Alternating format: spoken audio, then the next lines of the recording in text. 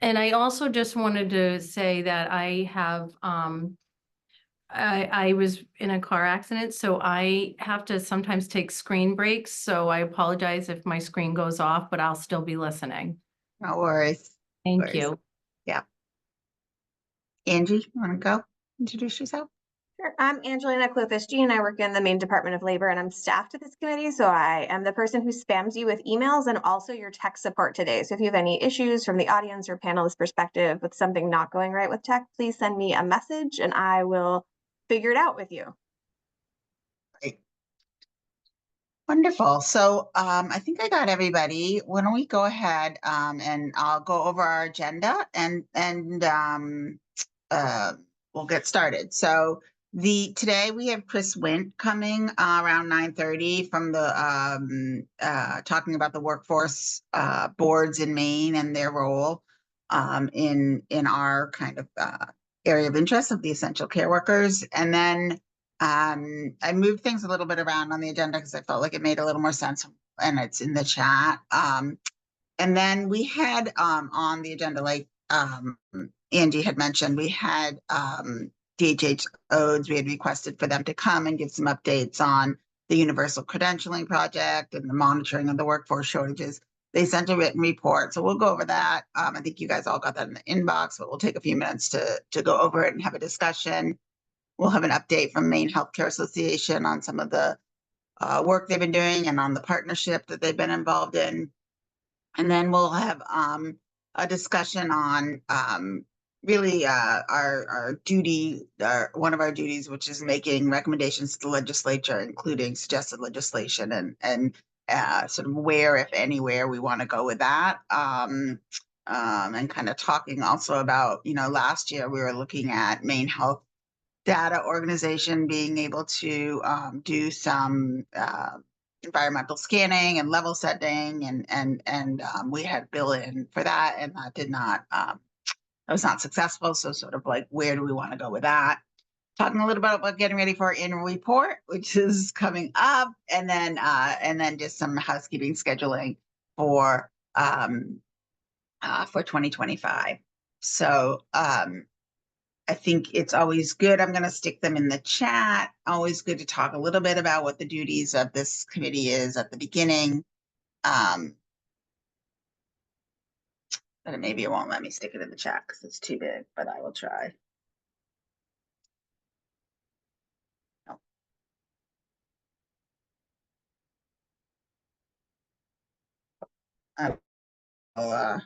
I'm going to try to share my screen.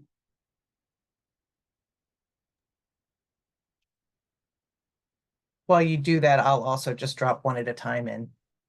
Oh, well, thank you. Can you guys see that okay? Oh, Ben has his hands raised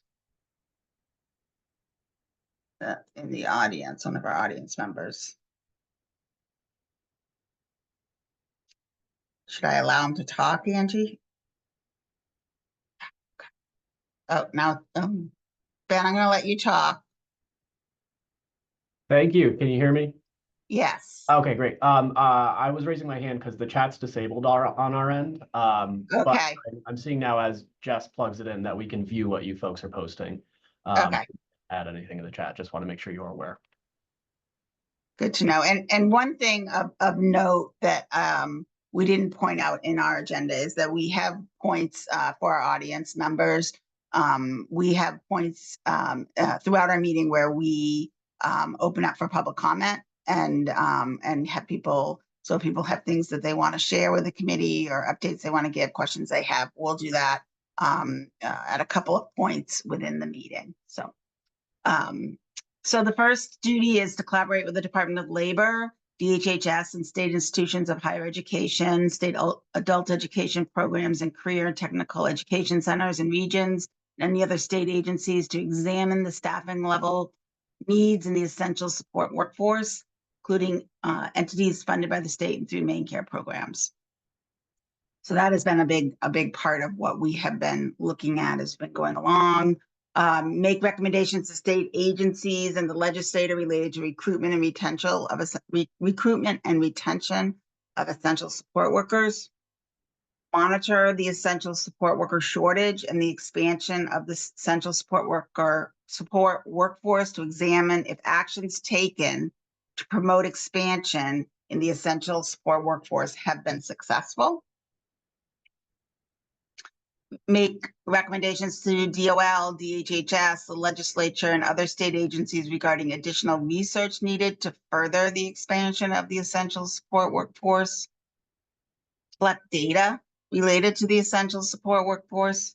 Examine the benefits cliff effects on essential support workers and recommend and develop a pilot project to mitigate benefit cliff effects on essential support workers. And make recommendations to the legislature, including any suggested legislation. Any discussion on that? Any questions people have, or any areas that pop out to them that would be a good focus area for us coming up? Thoughts on those?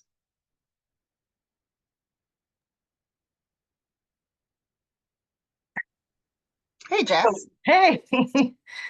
So a couple of thoughts that I have, well, that came up. So I, sort of, this goes a little bit to the a later topic, but in the summit that we hosted in June, a number of issues sort of came up, like, should this committee be expanded to include some other folks who aren't currently represented? And so I'm not suggesting that I have recommendations, but I think it's a topic for discussion about whether or not this committee, sort of the makeup of the committee, is sufficient currently. And I think I'll leave that there for right now. I think we're going to cover some of the other pieces in the other one, but that's definitely one that has come up. Okay. Anyone else?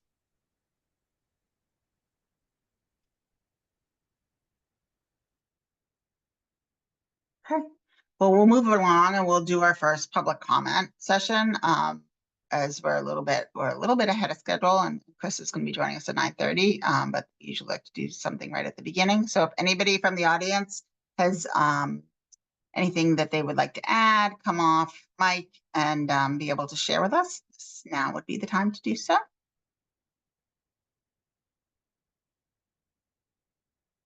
I'll just say, to do that, you can just raise your hand and then I will make sure you have the power to talk, as long as you have the power to unmute yourself. We've got two hands up, with Brenda Palusa as first and Sue Arsenal as next. So Brenda, you should be able to unmute yourself. I just did. Great. We as a result of the summit, I think some of you are participating in a lot of the work groups that we're doing around this topic. We will be having some information to share about where the work groups, this broad coalition of people we pulled together, think we can make some inroads into the workforce crisis. And so I'm not sure where this fits in this particular piece of your agenda, but I just wanted to make you aware that we would love to, make a presentation at some point early next year in your next meeting. Can you, for the good of the group, can you explain what the work groups are and what they're under? Great, yes. So coming out of the summit that just mentioned, we have the Partnership for the Essential Care and Support Workforce. And coming out of that summit, we created 3 working groups. One working group is looking at credentialing and training and how to improve that so that there's more portability, there's more flexibility, there's and better alignment in the training with the needs of of the populations that we're serving. There's another group looking at wages and benefits. How can we be competitive to attract workforce? What kind of benefits can we supply to help overcome the barriers of people coming to work and staying in the workforce? And then the third one is, how do we utilize technology to build the gap? And that particular workforce is looking at the fact that due to our demographics and just the trends, we're probably never going to be able to hire enough workers. So how can we use technology to be more efficient and effective? And we'll be working, and we are overseen by an advisory council. And each work group will be making recommendations to that advisory council, and at that point, we'll have something to share.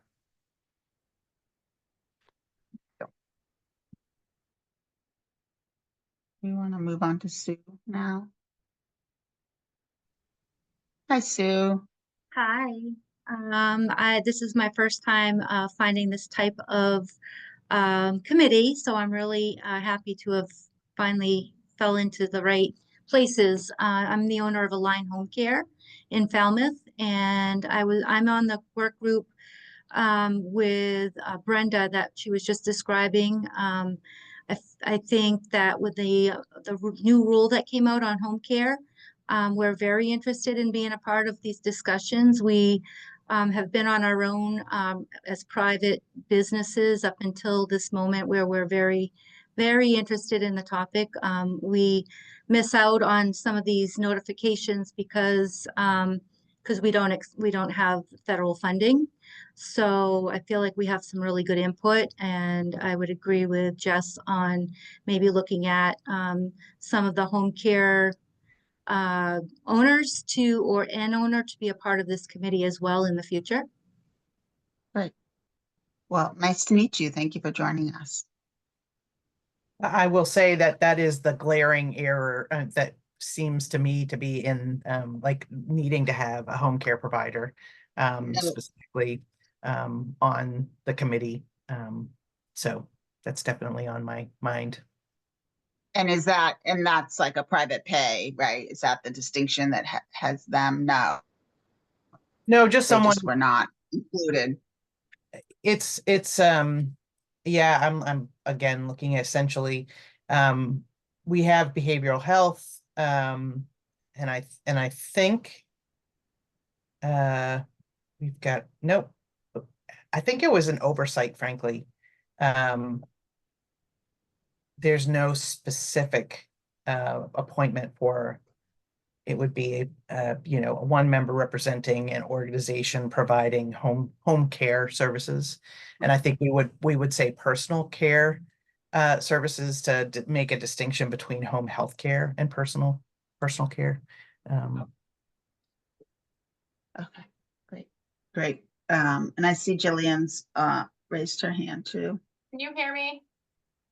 We can, Jillian, go ahead. Jillian Jolliker, CEO, Assistance Plus, Home Care, Behavioral Health, Intellectual Disability, and newly expanded into Substance Use Disorder.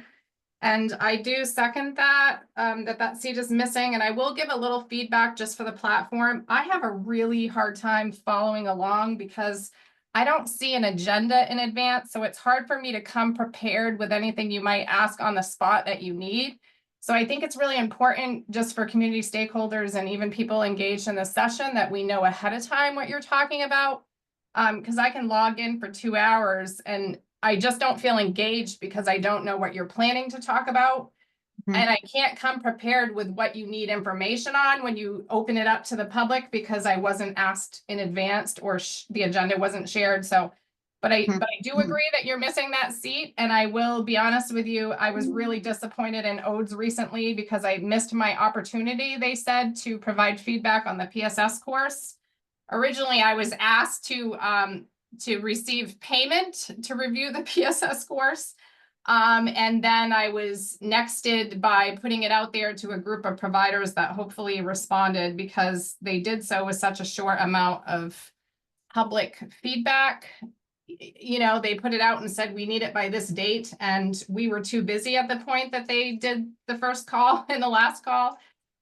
So we didn't give any feedback to the new PSS course. So it would be nice, you know, I piloted the first one and the second one, and I was asked to do this one. And then apparently I misunderstood what the ask was the last time during that little stakeholder session. And then, so the rules are in effect. I was looking to give some feedback to the new course, being an instructor and an agency owner for so long. Hopefully other agencies were stakeholders in rolling that out. But there were some drop balls on how the course kind of got rolled out. But again, just, yeah, an agenda would be helpful for me. Yeah. Especially for engagement purposes. We can work on that and either, you know, find a mechanism to get it out, whether put it on our website or put it out. I don't know. And I I'll leave it should to Angie to figure that one out, but yeah.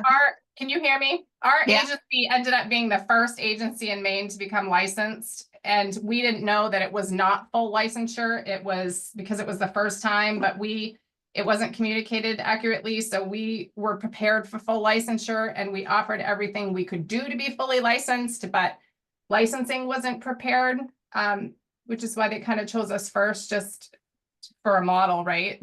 So they had something to compare to, but so we did become the first agency in the state to become licensed. Licensed for what, Jillian? Personal care. Personal care. Oh, okay. Sorry. The new and then the course comes next, which is why I was just kind of saying we didn't have an opportunity to give feedback on it, just because of some miscommunication. But yes. Yeah. Okay. So we're fully Thank you. licensed as well. Well, Okay. provisionally licensed by licensing's rules. Great. All right. Thanks for that input.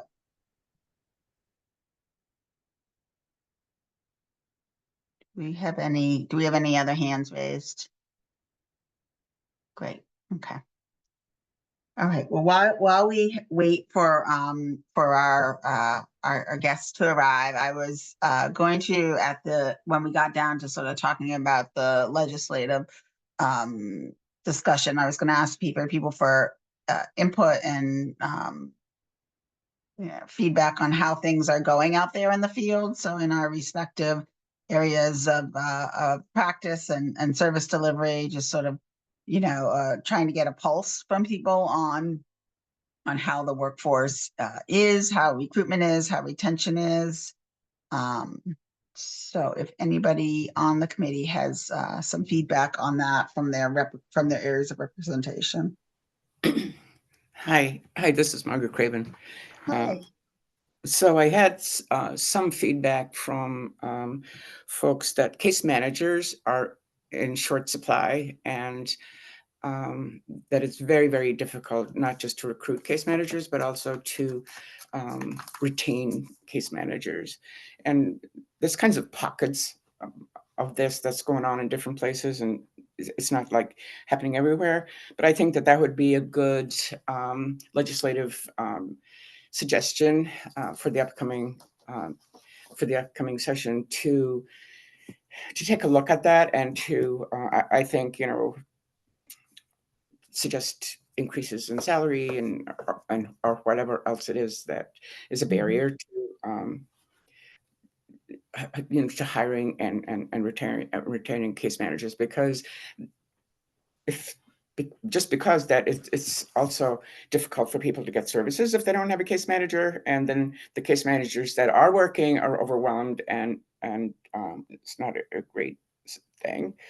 And then the other piece, I just got done serving on a Blue Ribbon Commission, so these were the issues that people brought up. One was to have a centralized place to track people who aren't getting services or who are getting very, not receiving the amount of service that they qualify for or that they're, and so it's very hard for providers to plan down the road or even and I can imagine even the department, because that nobody has a handle on who isn't getting services and how we could keep track of that across the spectrum, really, not just home care, but ID and DD and mental health services and that sort of. So those are the two biggest issues that we had heard about. Great. The other committee members. Gloria. Yes, I just wanted to share from the career technical side, what we're doing and trying to help get workers ready for you guys. We have 2 medical occupations programs. And one of the things that was kind of a barrier for our students that would take these programs, because they're with us for 2 hours and 10 minutes a day. And they weren't receiving any content credit. They were only receiving elective credit. So we worked, we wrote a grant, we developed a committee, and now have made integrated credits so that our students, our medical occupation students, are now getting science, math, and English credits. As they should have been, but it wasn't. So that's one barrier we're removing, which is awesome. We also, in our programming, we have the second year that they're with us, they can go on clinicals and work on their CNA hours. We still hold them to the 70 hours. And so we feel like they're really prepared when they go into the workforce. In terms of need, we hear I'm telling you, every few weeks, we're getting outreach from all kinds of nursing facilities, private facilities, looking for our students. And we wish we could have more. We're running 2 programs, which is awesome, because most of in our school, we have like 1 program per industry trade. And this is, so this is 2, but we can't have more than 14 kids in each of the classes at a time. So we have about 28 new students a year to 30 sometimes. So I wish we could have more, but the need is grand. We see it all the time. Lots of outreach, and it's really important that our career technical schools are offering this to be another source to help our state. And we're desperately in need of essential workers. So thank you. Yeah, thanks. Gloria, when people are reaching out, is it CNAs that they're specifically looking for, or is it all different types of positions? Anything, like a lot of times, even in like nursing homes, they're looking for people to even help with the food service. But mostly it is for CNAs that they're looking for, or some kind of personal care assistant. And they'll take pretty much anything you can offer. And so we also bring in a panel. We bring in a variety of health providers that come in and they talk to our students so that they can see the pathways that they can take, which is really important. So yeah, so I would say the majority is the CNA. As soon as our kids graduate, they're looking for them. So. Yeah. Mhm. Great, thanks. You're welcome. Mary Jane or Michael, do you guys have Stephanie? Yeah, I can say that we have found over the last 6 months more and more people coming into and looking for CNA programs, CRMA, people that can pass meds. So we have been able to hire, like I said, over the last 6 months. Of course, the biggest issue for us is trying to hire nurses, whether it be LPN or RN. But we had started using LPNs as med techs, which is an expensive way to go. But in some facilities, that was the necessity because we couldn't hire, and even that's starting to shift. So we are seeing some progress. Thanks. And as for essential workers, speaking from that point of view, you all know wages are low, and that becomes a big struggle. But one of the other things that we see is not only, well, the wages, but because of the wages, often people are working 2 or 3 jobs. So that then causes an issue as far as scheduling goes, trying to piece together those 2 and 3 jobs to be able to have enough coverage for the workers on, which lends itself to a lower quality of care for the people that we support. You know, people working 20 to 22-hour shifts in a row, going from one job working an awake overnight to a day shift, and trying to manage that has become increasingly more difficult.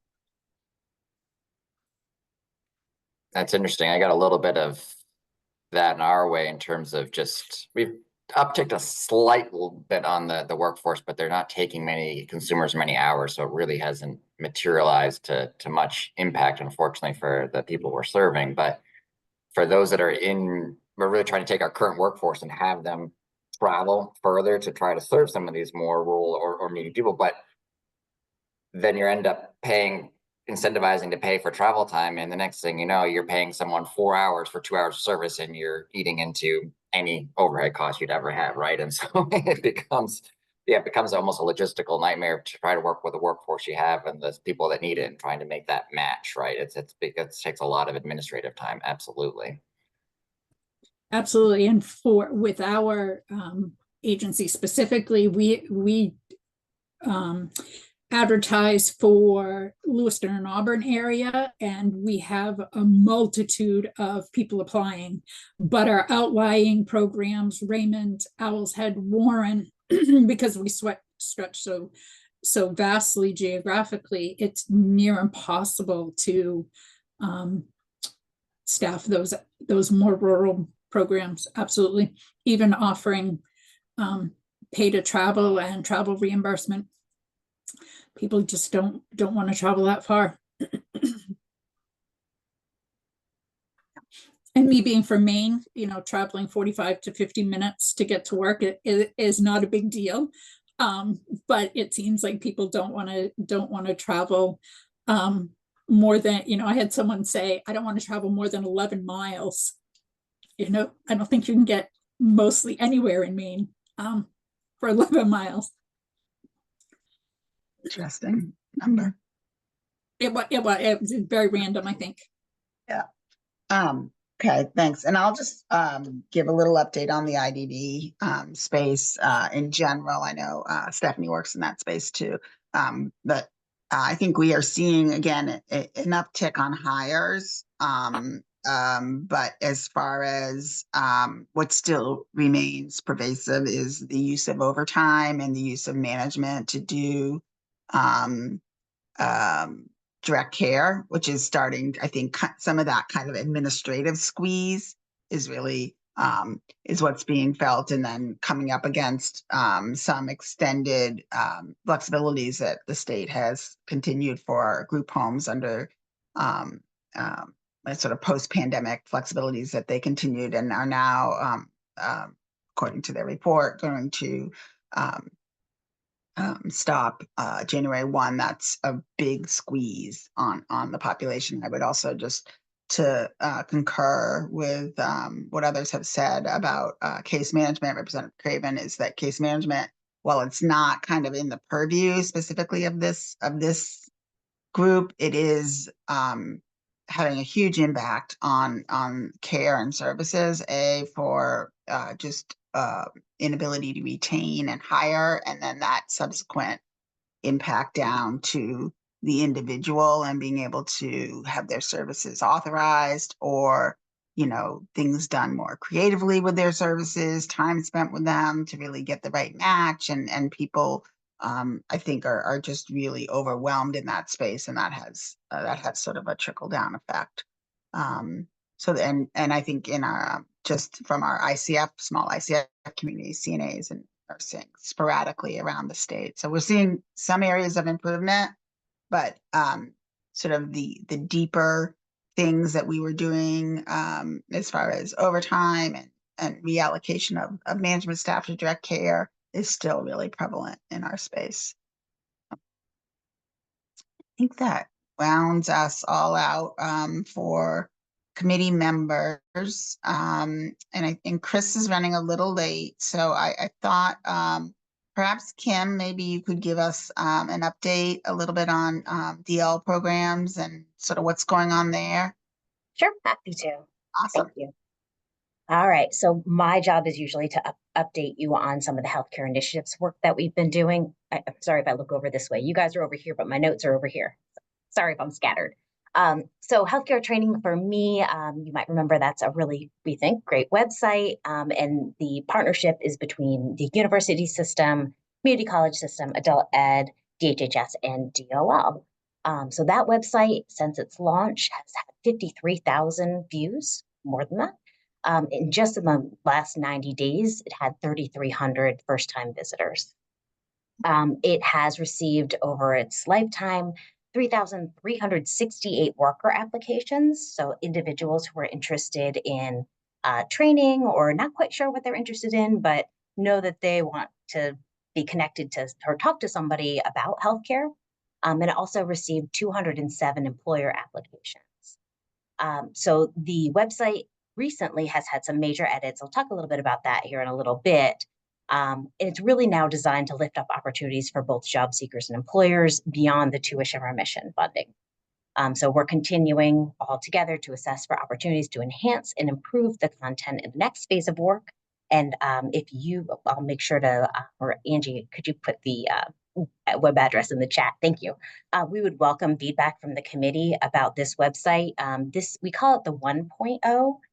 You might hear from Chris Quint here is going to follow me that there is a 2.0 planned that we anticipate will make it a lot less clunky for all of us. It's been a very manual process, but this should really streamline it. But any feedback that the committee has around what it does or doesn't do for you would be really, really helpful. So open opportunity. So two programs that are specific to Department of Labor. You've heard me talk about them before, so I'll just give you a little bit of an update. So our healthcare navigators, we're super excited that we're going to be able to continue them at least until June of this year. We hope until all the way till December of 2026. We have no intention of losing this awesome skill that we have built. So I can confidently say we'll find a way to retain that knowledge and skill.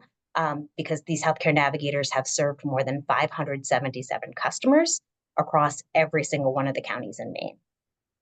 In that they've served really diverse individuals. So if we talk about the population of Maine, 2% of Maine's population identify as Black, and the healthcare navigators have served 11% of individuals who identify as Black.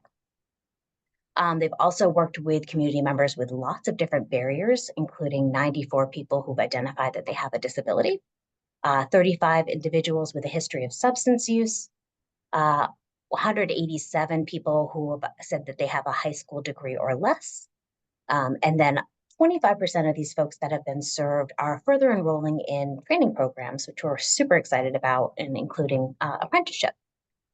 And of those who've exited the survey, they can come back anytime, of course, but of those who've exited over the last couple quarters, 80% are employed or enrolled in a training program, and more than 50% are already experiencing a wage gain.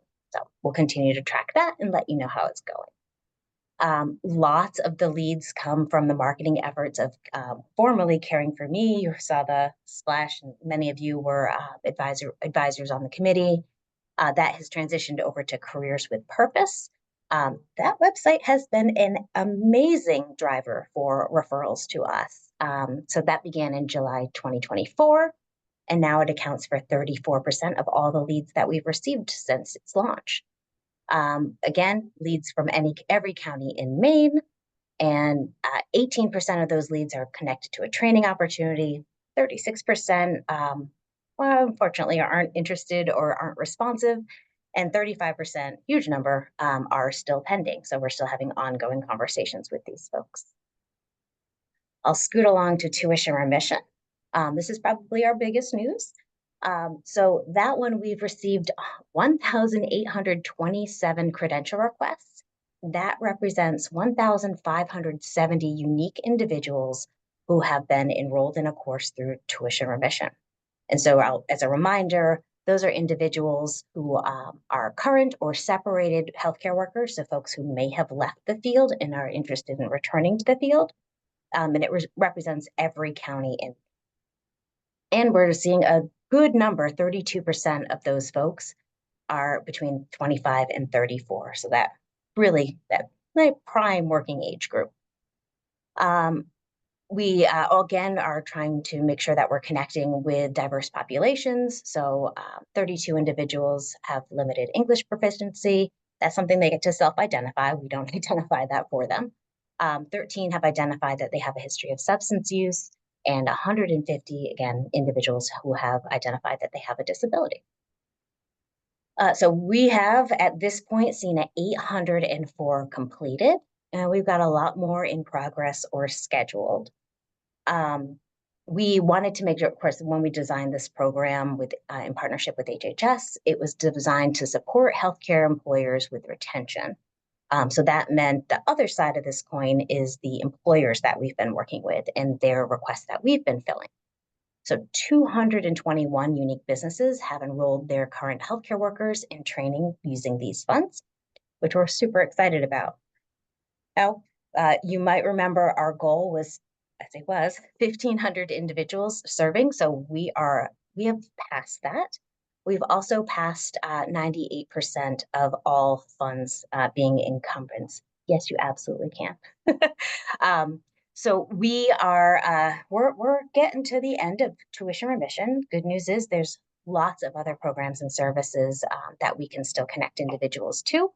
And we're partnering with 3 different organizations to kind of wrap up this money through December of 26. So we've got some contracts with the Academy of Medical Professionals. So we're going to be supporting around 58 workers for certifications in dental assistant and medical assistant. The Cedars will be partnering with them for dementia care training and certification, which will go beyond the Cedars, and that's about 100 workers. And then the Maine Primary Care Association, we're hoping for about 65 workers for certification in dental assisting, expanded dental functions, medical assistant, and phlebotomy. So among the 200 additional people that these contracts will support, 45% are direct care workers. And again, we have already surpassed our goal. I didn't do the quick math here, but we'll be around the 1,800 individuals served, which is incredibly, it's been an amazing journey and an amazing team who's been working on this. I saw a question coming in the chat. How many of these? So Jillian, excellent question. And Brenda, yes, absolutely, you can get my stats. Part of the project, we know that this was an investment through the American Rescue Plan Act or Maine Jobs and Recovery Fund, really unique program that we're able to do. And the intent is to track these individuals. We have dashboards set up so that we can track them.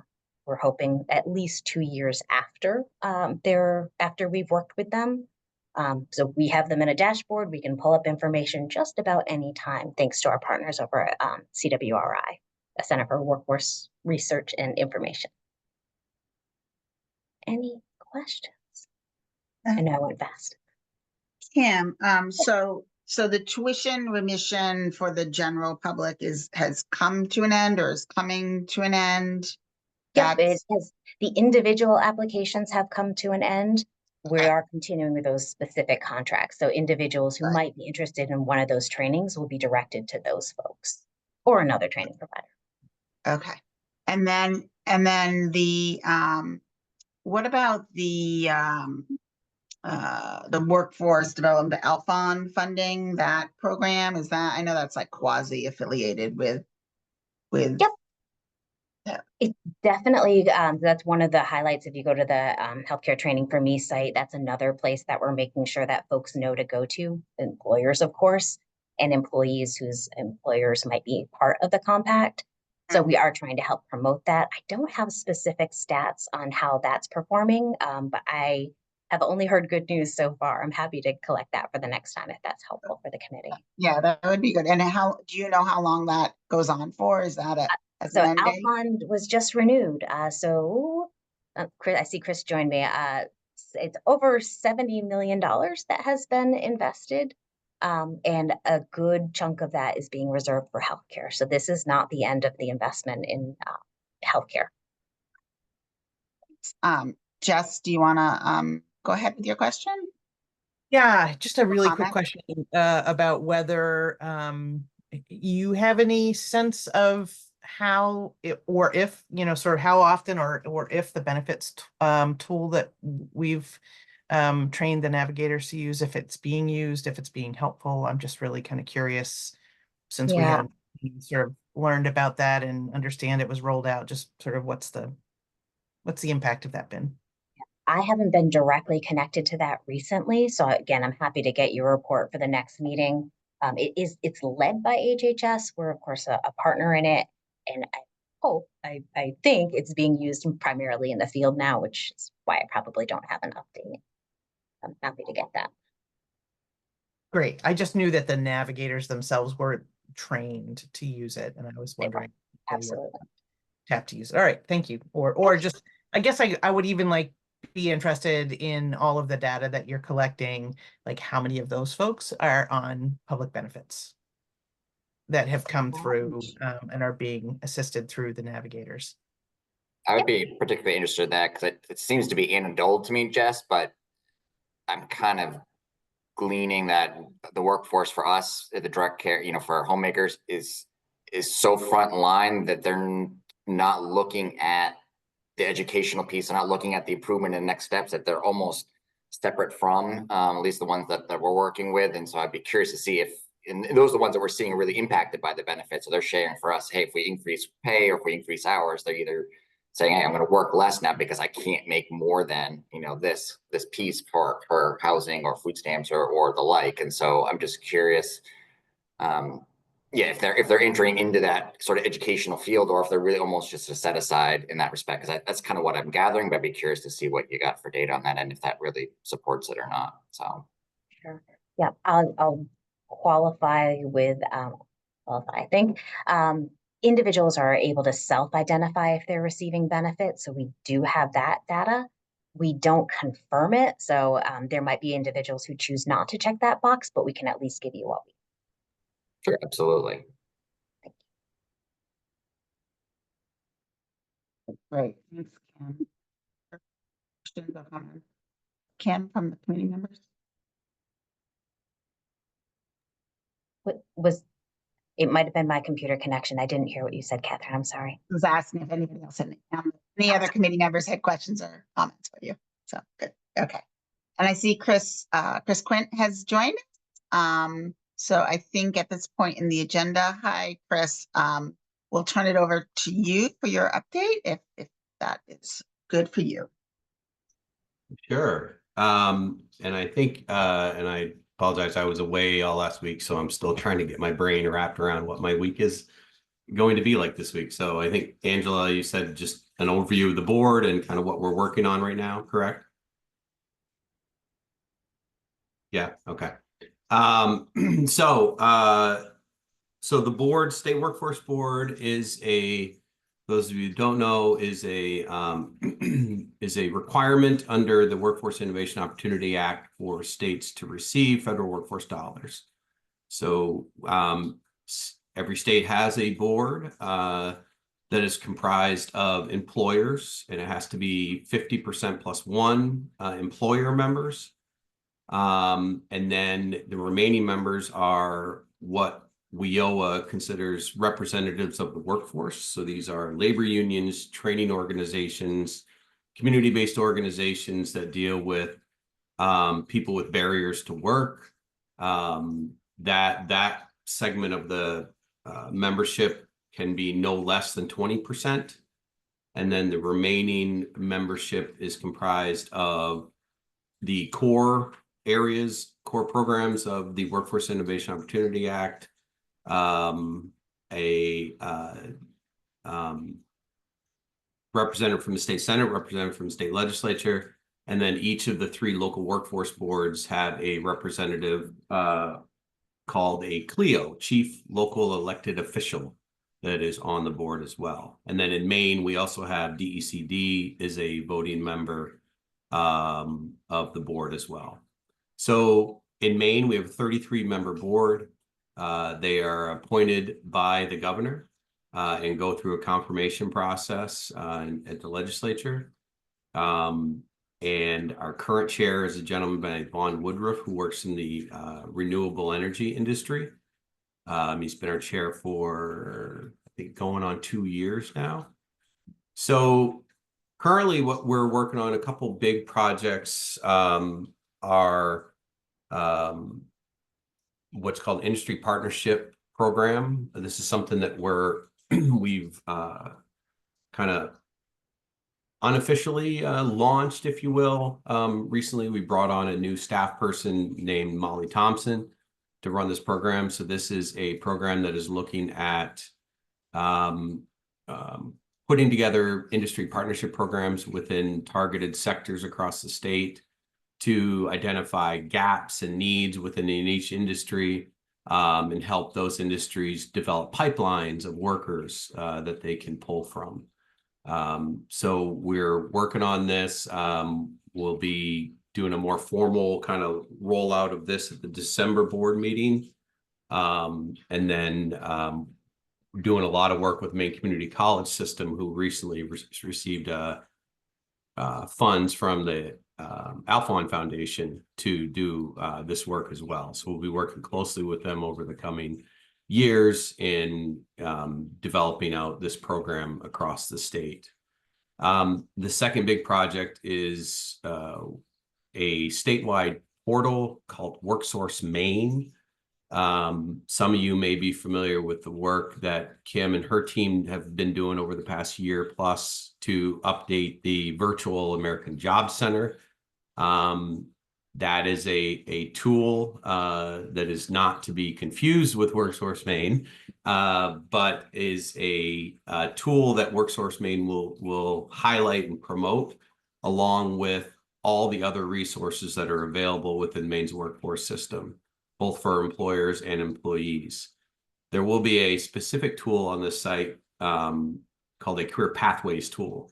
So this will be a tool that workers will be able to go on, and if they want to move to a different sector or grow within the same industry they're in, they can look up, type in some information as far as their educational background and work experience, and it'll map out that pathway for them to get to that desired occupation that they want, and connect them with trainings and educational opportunities in their by zip code. So we'll have it organized by zip code across the state. And it's a pathway that they can save and continue to refer back to as they grow. So we're excited about this. We just did a formal launch of this work 2 weeks ago, and targeted launch date of the site will be July of 2025. So we're working with Portland WebWorks on this. We're very excited about it. It's been a long time coming, but stay tuned. There will be a lot more coming out in the coming months, and hopefully you all will enjoy it and think it's helpful. We think it's going to be helpful. So yeah, I think with that, I don't really have anything else. That's just a brief thing, and I can share a couple quick fact sheets about the board with the group if people want that, just for reference sake. I'm happy to do that as well. Great, thanks, Chris. Do folks have questions for Chris?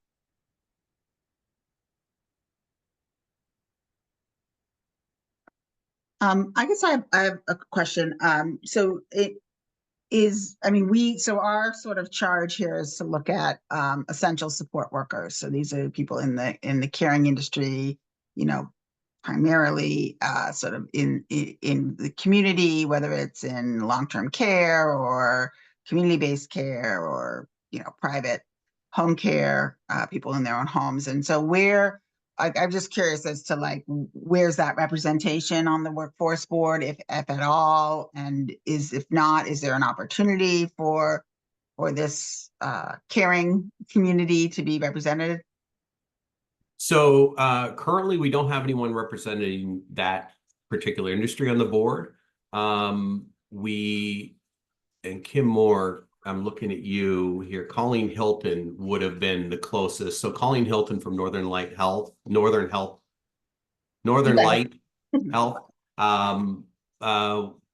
She's retired. So we had her on the board, but so that seat's open. So there's the opportunity now to identify and put forward names. So if you have ideas for names, and there's one of two categories they can fit. First one is it could be an employer, a private employer, that is in that industry.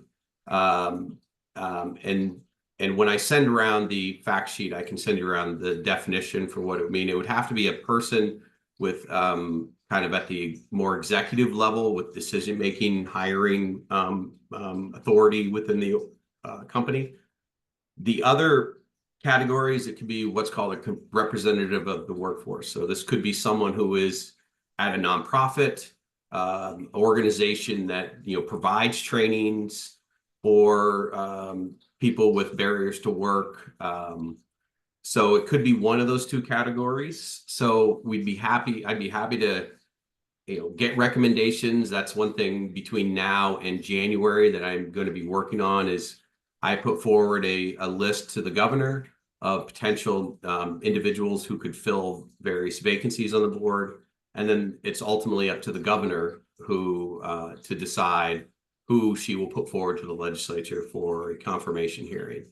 So if you have ideas or thoughts, please send them my way. I'm happy to take those and would love to get your thoughts on that industry. Right. I'm just going to ask a quick follow-up question. Hi, Chris. Thanks for joining us. Hi, Jess. Nice to see you. So just more broadly, I mean, so we, this committee is looking at folks who are in the behavioral health field, are in the residential care, so nursing homes, assisted living, all of that. So definitely Colleen would fit into that group, but are there others that would fit into that kind of provider network, or not at all? I'm just like the care economy broadly outside of direct healthcare. Yeah, I mean, it doesn't have to be, Colleen Hilton was one individual, but I think when you look at the employer side, it's obviously a for-profit company, right?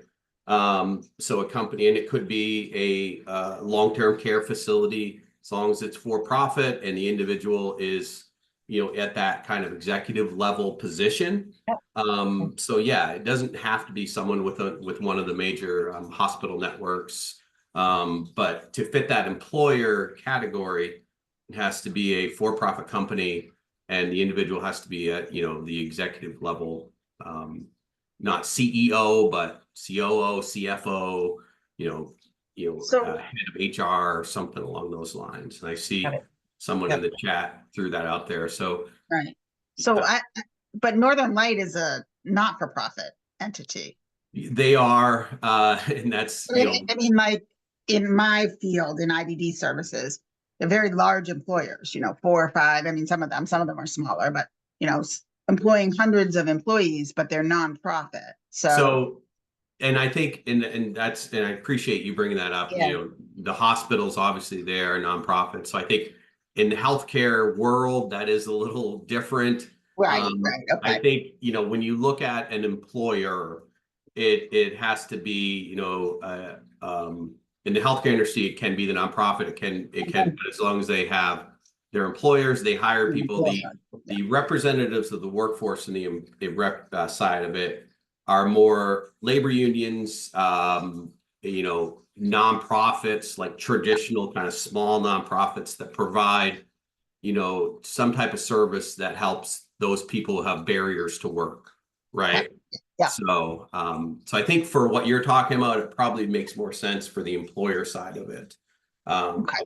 of the board to nominate someone. And, and I think, I shouldn't have just been so strict in saying the for-profit, because I think the Yeah, healthcare no, that's industry okay. is a little That's okay. different, but Yeah. And Chris, and then go ahead, Jeff. all right, well, I'm just curious if there's ever an opportunity, for instance, for a representative to come to the workforce board and share information, like the Maine Center for Economic Policy, has now issued 2 reports on this particular workforce shortage, and which has a direct impact on both for-profit and Sure. for-profit organizations. And would Yes, that be like a absolutely. possibility to do something like that? Yeah, so the board meets 4 times a year, so we don't meet frequently. But I do try to carve out some time at every agenda where we bring in an outside entity to provide some kind of meaningful and salient update to the board and presentation. So, at the December meeting, our Commission on Disability Employment is going to be doing a presentation on ways that we can help those with disabilities into the workforce. So, so I would say, so the December one is already filled up, but going forward, we definitely would welcome that. So if there's anyone of you on this or who'd like to do a presentation on what you guys are working on, just let me know, and I'll work it into an agenda for one of our future meetings. Great, thank you. Any other questions, comments for Chris from the group? The one thing I was going to add, and I see something from Brenda about how will your site interact with this one. So, and I'm not even looking at the link, but I think I know what it is, Brenda. I think our site is intended to, not replace. This is the WorkSource Maine site, is what I'm talking about. Not to replace any existing resources that are out there, but more just so if you're an individual, whether it's a worker or an employer, who knows nothing about the workforce system in the state of Maine, is unsure as to where they need to go. The goal here is that we'll be doing some marketing of this and promotion of this, is that as long as people have heard of WorkSource Maine in some form or another, that they can go to that site and be able to find the resource that they need. So if it's someone in the direct care industry, they're unfamiliar with that site that you put on the chat, Brenda, they could go to WorkSource Maine and we would be able to link to that, right? Our goal is to be able to kind of take all the resources that are out there in the system and put them onto one site that people will be able to find from our site, and then be able to directly go from our site off and work with whatever organization is providing that service. This site is not intended to be a direct service type site. We're not going to have anyone staffing this, like the virtual AJC will or other sites, but more just to kind of be an on-ramp into the system that is the workforce development system. So those type of resources we'll be able to link to and provide as links to those people searching our site. The other thing is around the industry partnership and, with the direct care workforce here. If this is something that you all would be interested in, is trying to kind of coordinate or organize an industry partnership program for the direct care workforce, we should talk about that. There's a process with to how to go about this. There's certain metrics we require people to capture. You would need to have those employers heavily invested and kind of bought in to doing this, right? Because the goal is to have all of the various employers within a particular industry or sector working together to create that pipeline, break down those barriers, identify what trainings are needed to bring workers on, what positions are we looking to need to fill, So if it's something that this group is interested in exploring, let me know, and Molly Thompson, our industry partnership program manager, could begin that process with you of looking to map something out. So just throwing that out there for your consideration. Great. Anyone else?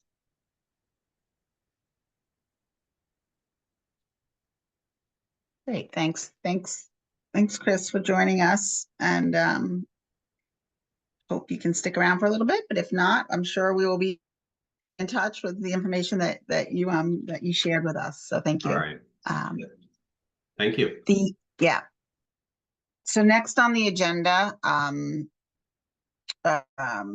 just trying to get back to my agenda, and it'll take me a minute here, is so you all received, I think, later in the day on Friday, an update from DHHS on a couple of areas that we had requested updates on, and we had invited them to come, but they were unable to join. I'm just trying to get myself caught up here. So sorry. Have folks had a chance to look that over? Any areas of discussion or comment?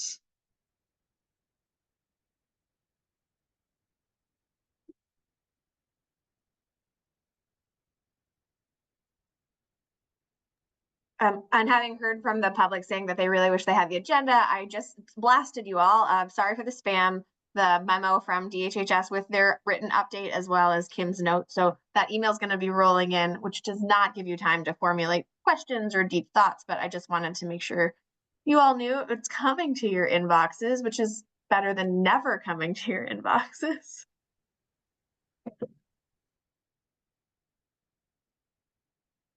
So the first update was on, and I think this is the topic that Jillian was referring to in her comment in the public comment section, is that related to update on the direct service worker, universal credentialing, different names, and sounds like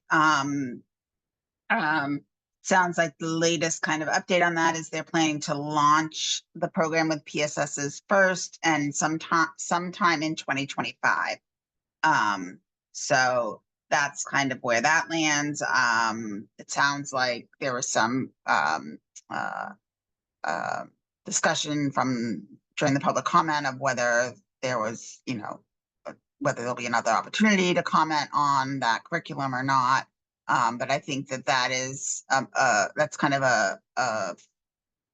to my mind, kind of a moving forward, sort of well established and identified process at this point, that it's going to be DSP, PSS, going to roll out with PSS first. We've had the opportunity to see the curriculum. I'm not sure. I mean, a follow-up question might be to them is, how much feedback did they get in that process?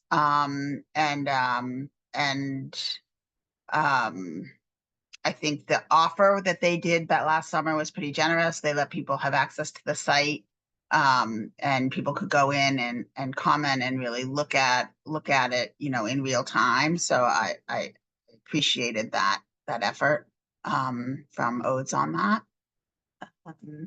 And anything else from the committee on that? On the training or on that training one. Yeah. We'll just go one by one. Why don't we do that? Okay. The next one was a request on group home staffing threshold. So this is the sort of the thing in IDD space that we are focusing on, is that we've had all through the pandemic and through post, iteration of Appendix K post pandemic and continuing up until the end of this year. We have had residential group homes, agency per diem homes have had a flexibility in their staffing thresholds. And so just looking at the department had identified that they've been able to see an increase in the number of billing units for that program from pre-pandemic. And so they're not planning to not continue that flexibility in that program. And I know there's been some work within Maxby on that. And so, you know, I think trying to hone down in further as to what that data is, because that program does not bill on an individual unit by unit basis, staffing unit basis. So there's some confusion there. But any other thoughts or comments on that update? And we will give a public comment. I'm just going to take a pause right now. We will give another public comment opportunity, but it's really impossible for us to keep up with the chat and engage in that in the course of this conversation. So if you have something you want to say, sort of after this discussion item, we'll add that public comment piece, and then there'll be one more public comment at the end. And then the next one was the federal access rule. So it's the update was that they're continuing to work with the contracted Alvarez and Marshall to conduct a system assessment regarding the final access rule, and that they are you know, that it's sort of like a later time rollout, and except for some, it's probably going to begin in 2026, and are offering a time for public comment as they get closer to figuring out those data collection points. Anything on that item? And Jess, I see you thinking over there. So more of a comment, and particularly as it relates to our later agenda, which is that given the election and given Director Sausier's sort of briefing on this, I don't remember, whenever the rule came out. Right. And he actually made a specific suggestion that if there were an administration change, it would very likely change the access rule, because that's a rule that has been changed over and over again with different administrations. And so I just want to put a little pin in the fact that the very likely, there's a strong likelihood that what is currently being required will no longer be required under the access rule with the new administration coming in. And we should be, I guess the pin is to say we should be really thinking about what we want for data in this state and what we're going to be asking for specifically, because that may no longer be a requirement. And that has been one of the things we've heard is where we're not going to do this other stuff because we're going to have to do that. And that wasn't all of the kinds of things that we really wanted to make sure we're tracking in relation to the gap, to Representative Craven's point earlier, right? Understanding who's not getting care. And so I just want to say, I think that's probably gonna shift that whole process with this next administration. And it makes it even more important that we be thinking about what kinds of requirements we want in relation to data reporting.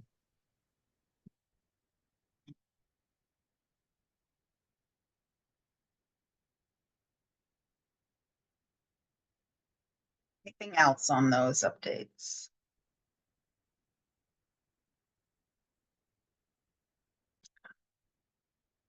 So next on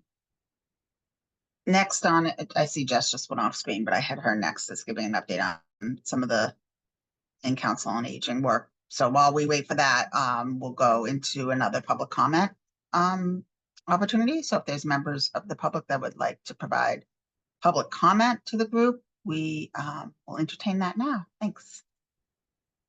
Please raise your hand.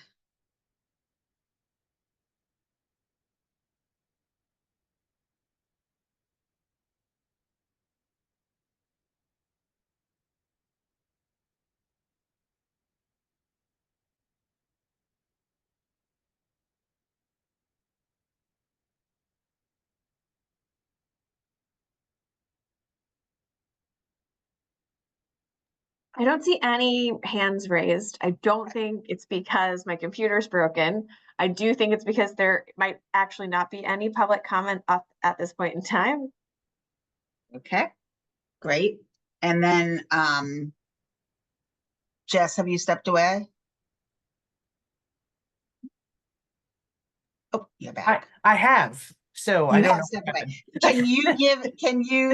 Is now a moment, do you have a moment to give an update on the Council on Aging?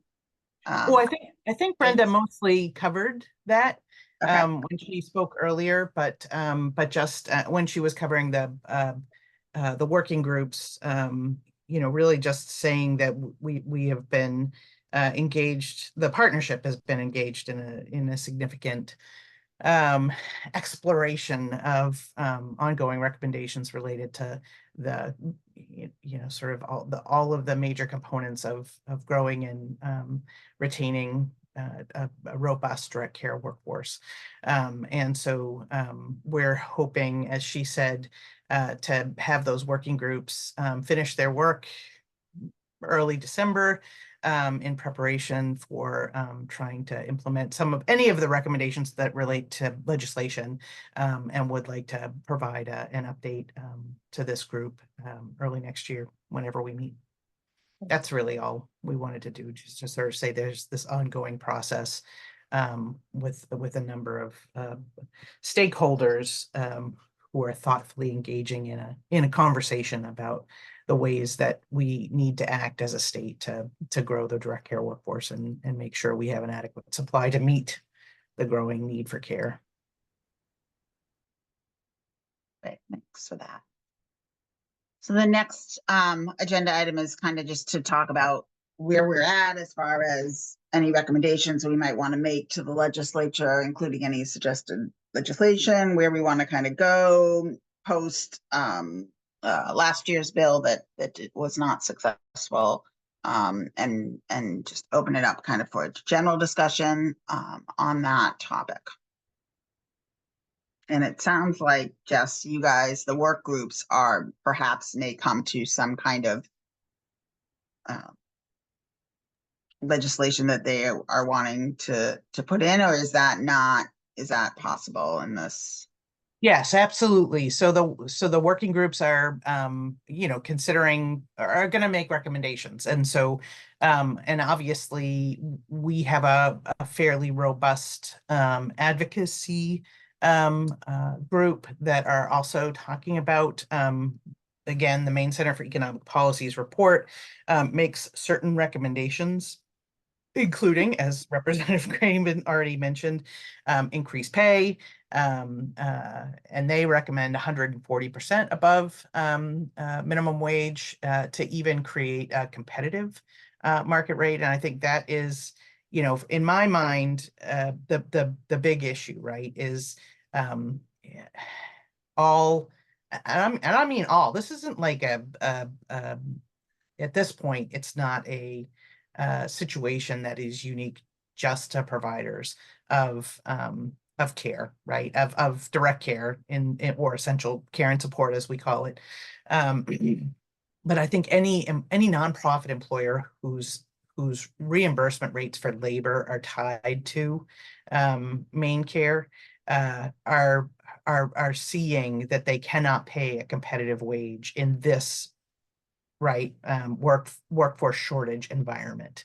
And so there has to be some sort of real conversation about how our general workforce shortage is continuing to drive this care gap, because workers can go work for for-profit organizations and get paid more, and nonprofit organizations who are tied again to reimbursement rates set by the state and then approved by CMS, which is a long process, and it's not something that can happen in any sort of flexible way, continue to sort of try to compete for labor with their arm tied behind their back. I mean, it's just like, you can't do it.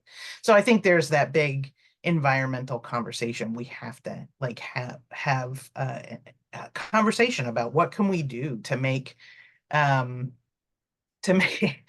these jobs more competitive. I think that's like the bigger question, right? And with all other kinds of jobs, and how do we as a state prioritize ensuring that people who necessarily are more vulnerable, are getting the care and support that they need. And how do we, right? I mean, this is just general stuff, and like how it, so I feel like that is a conversation for us to be having. Like, what do we as a commission, right, or committee want, advisory committee, want to make sure we see happen in relation to that. I also think there are a number of recommendations that came out of the June meeting that relate specifically to this committee that we should at least think about. And then we also have as a committee, we agreed almost a year ago, to pursue a bill last session that we did put in, to have the Maine Health Data Organization, who wants to do the work and who can do the work and who does this kind of work, tell us what it would take to create a gap report. Right. So they weren't going to do the gap report. I want to be very, very clear. They weren't going to do the gap report. They were going to tell us what it would take to do the gap report. And that got, was right on the table when all the hundreds of other bills died last year. So we, presumably would have been able to do that. So, sort of the other question is, what do we do with that? So we made a recommendation. It was part of our report last year. It didn't happen. Do we want to make the same recommendation that, the Maine Health Data Organization tell us what it would take to create a gap report year after year, or do we want to just ask them to do it in legislation, to just say, okay, well, we'll appropriate enough money for you to do it, and then we'll ask you to do it as part of your work. So that's just, I'm going to stop talking there and sort of say those are the big broad stroke conversations I think we should be having, in addition to the one I mentioned earlier, which is we really should have a specific, we should look at the makeup of this committee and see if there are other people who are missing or other organizations who are missing who we might want to add. And then finally, there is a sunset provision for this committee. There is also, I'm just throwing it all out there in relation to inflation, then we could talk about it. The last piece is the quadruple A report, which is it was a mandate that was established when the Commission to Study Long-Term Care Workforce Issues was created, and there, that quadruple A report is an annual requirement. The department provide an update on specific populations and the lack of care that they're receiving, and consistently, right, people with behavioral health challenges have said, I wish we were included in that report.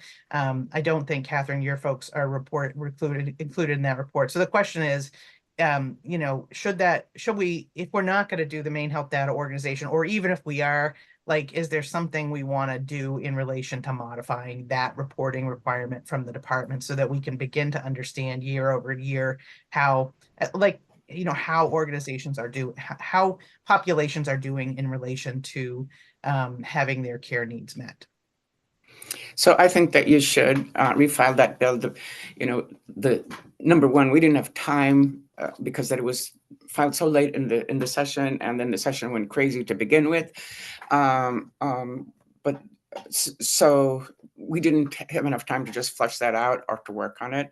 So that's my comment about that. But I do have something that's not exactly related, but I've had several emails from social workers or workers, at the department that are complaining about how inefficient and how cumbersome it is to get their social work license done, and that really sets people back, especially if they, for example, if they don't pass the test the first time that they go in for that, they have to wait for 90 days to retake that.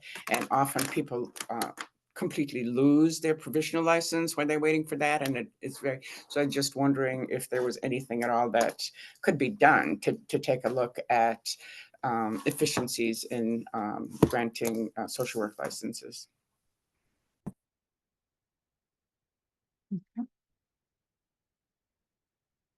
So to take the topic of the Maine Health Data organization bill, for lack of a better way. So it was to do an environmental scan and kind of do a report, as Jess said, on what it would take to collect that data and be able to report out on it. And so it sounds like there's like three options: do nothing with that, work to resubmit that bill, or work to expand that bill to be having them actually do the work instead of a report on the work that needs to be done. So is there feedback from, we got Representative Craven's feedback on like, yes, do something again. Others have thoughts on that.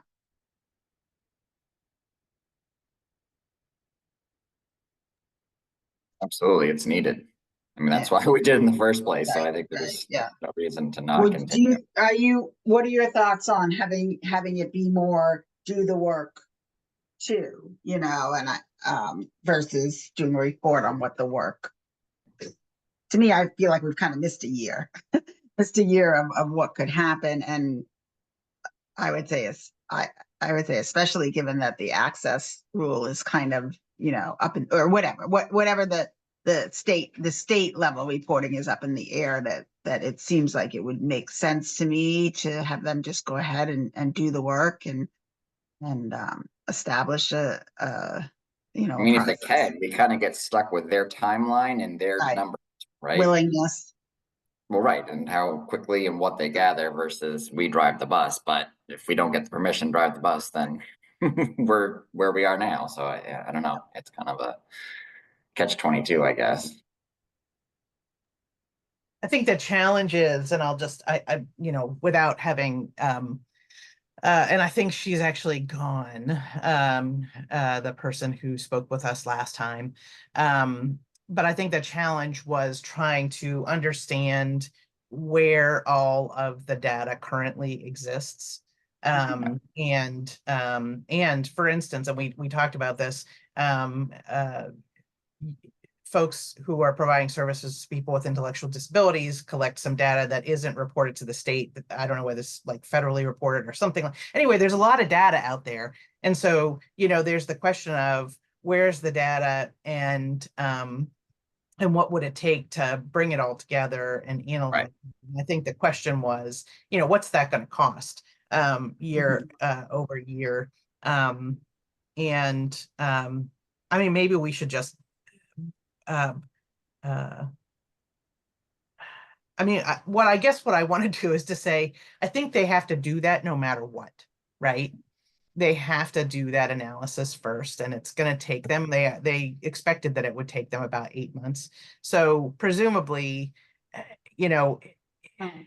we probably should basically, I guess I'm talking myself into the idea that we should put the same bill in, and do a fairly thorough assessment, and then for the short session, but a very specific language in there that says, come back in the next session, with a funding bill to fund this work, kind of thing. So that it's not so that it's a foregone conclusion that this is going to happen versus well, we'll take this information and decide whether or not we're going to do anything with it.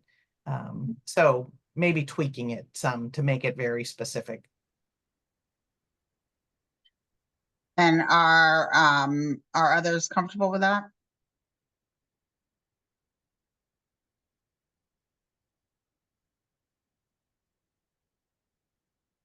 Is anybody not comfortable with that? All right. Well, right way to bring silence. I'm going to say silence is support. So we'll go ahead and work on that. And then so talking a little bit about the committee makeup, the sunsetting. When does this committee sunset, and when does the quadruple A reporting sunset? Does anybody? Quadruple A sunsets in, and I think we should talk about those two things separately, but quadruple A sunsets in 2026. So February 1st, 2026 would be their last obligation. So it makes sense to me to try to deal with that next year. I mean, in the 2025 session, so that it's not, we're not coming into a sunset in the following session. This doesn't sunset until 2028. But I think it's pretty clear that we're not going to solve our workforce shortage by then. So, again, I like to put these things out there for consideration. I just want to make sure we're not surprised by these things coming down the pike.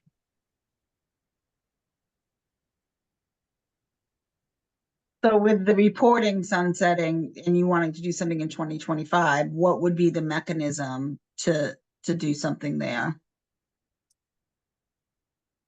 We would have to, so the requirement is in public law, so we would have to modify the law. And I think, if you're going to open that reporting requirement up, that you also would include intellectual disabilities and behavioral health services. The people who are waiting. Right, okay.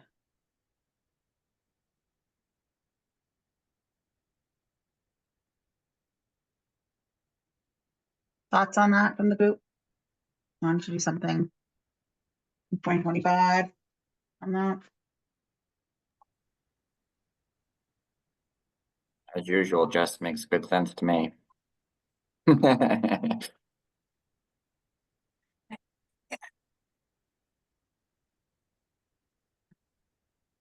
And, see, it all feels very close to me. Yeah. So this is why I bring it up. Because presumably if the Maine Health Data Organization takes this over, right, creating the gap report, then that would fall essentially to them and you wouldn't need the quadruple A report, but then we don't know if that's going to happen or not. And I think we still want the quadruple A report because it's a report on what the department is doing to grow that workforce to the legislature. I think it's, the legislature has asked for that to say, we want to know what's happening to make sure that the people who are entitled to care are getting care. So what are we doing to continue to grow this direct care workforce? So it's, it's a touch point for the legislature to say what's happening. And I think that's important to continue whether or not the Maine Health Data Organization is going to do this gap report ultimately. Yep, that makes sense to me. And I mean, this is, our charge, as you mentioned earlier, is to make these kinds of recommendations. So I feel like it's important for us to say, we think these are important pieces. I mean, just to Jillian's note in the, we know how many people, I mean, I didn't mention it because I'm not a provider. I don't play one on TV. But St. Mary's reached out to us, their behavioral health folks, and said, they're now warehousing older people with, significant behavioral health challenges who can't be released to home. And it's a double whammy. I mean, they regaled us with tales of how, like, somebody who's been in an assisted living facility, so who's already been through the assessment process, has to sort of use emergency behavioral health services, so is admitted for a couple of days, then can't be discharged back to their home. They have to be reassessed, and the reassessment takes 14 days. So now they're in the hospital for 16, 18, 20 days because of a technicality. Right. And anyway, there are a number of really significant challenges that are sort of keeping people in hospitals versus in a setting that is more appropriate for their needs and or is what they want, right? I mean, this is the choice. Right. And yeah, I mean, you're seeing that a lot in children's services. I mean, there's been a lot of press on it, and just the lack of access to care, residential. And I mean, but the residential is needed because there's a lack of in-home care, right? In-home support. So you see that just clear line trajectory. And it seems like there are just so many ways the system is inefficient and cumbersome. You know, I mean, a lot of the things that we have been talking about, or whether it's to get a license or the administrative burden put on case managers, or the lack of direct care worker in the home, transitioning people from hospitals to other settings. I mean, there's all sort of fall back into what seemed to be a system that is very fragmented and inefficient, and it's probably a totally overwhelming topic to try to take on. But it's such a bureaucratic machine that it is just, it's a challenge for sure. Yeah.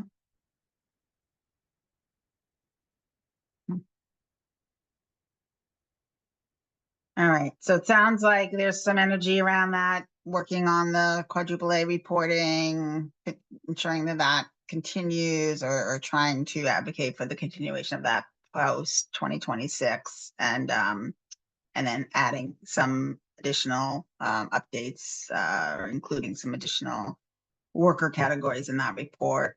And then committee makeup. So it sounds like, again, Jess, you want to chat us up on that? You already did a little bit, but you were talking about personal care, and Sue came on and talked about the personal care agencies not being included on the committee. Is there an action step we want to take around that?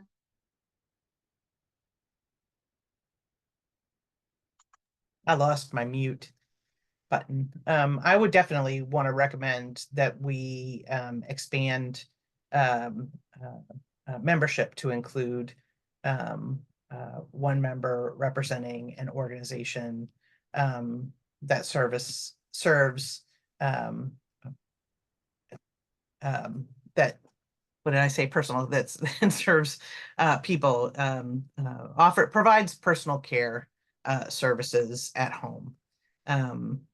So we had, I mean, I think we thought it was included, but it's just not included specifically.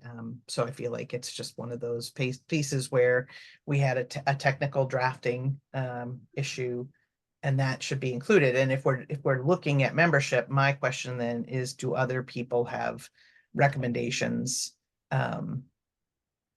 beyond that?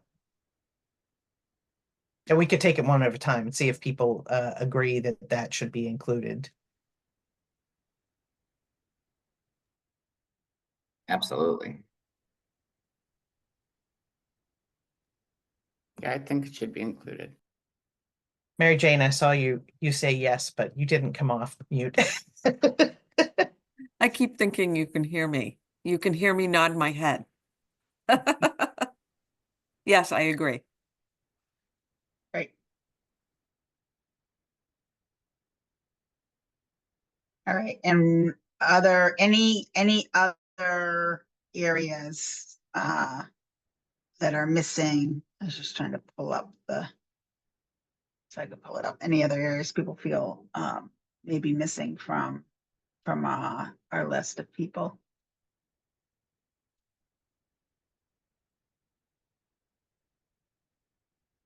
So the long-term care ombudsman isn't included, and I don't feel mixed about including them. I think we should include them, except for the fact that there isn't a corollary, right, for people with behavioral health and people with intellectual disabilities. So that's where it feels like it's a little heavy on the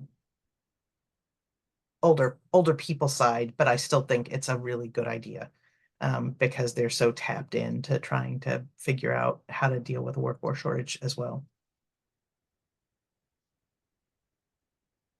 It's just a suggestion. Others have thoughts on that?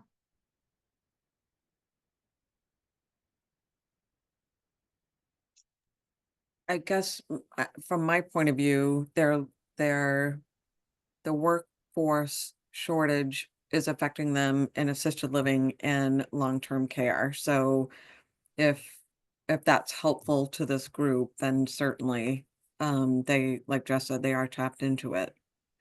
I'm not sure how it will help all the other.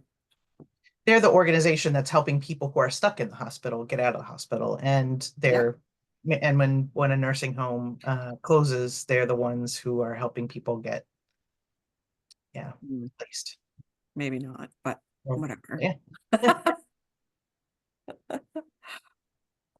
They try. Yes. Yeah, I mean, I think that representation of sort of what the access to care, somebody who can represent that access to care from a person receiving services side would be helpful, because I know, just sort of from a provider perspective, you have a one sort of view of that. And I think it would be good to have that other view. I don't have a strong opinion of like, I think one industry could provide that view in a general enough sense. So I guess I don't feel like we need to have a representative from every different type of service industry in that. But I would see that as the role.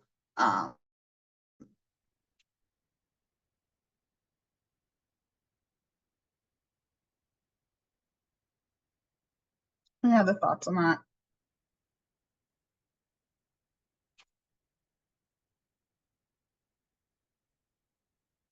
Okay.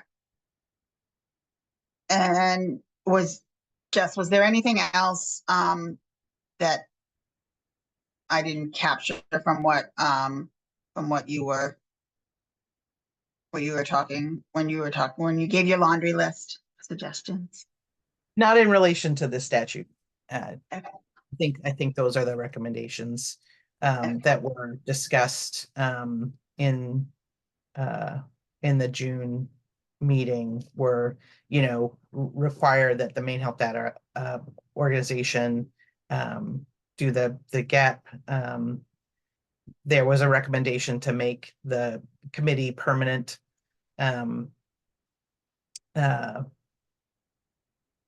And to make sure that we've got adequate representation.